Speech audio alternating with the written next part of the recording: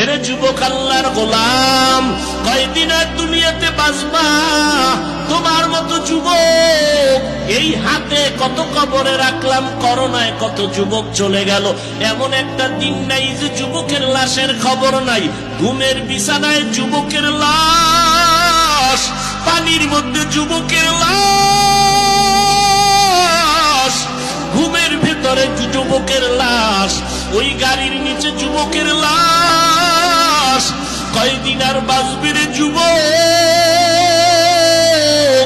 আজরাইলের ধরা থেকে নিজেকে বাঁচাও।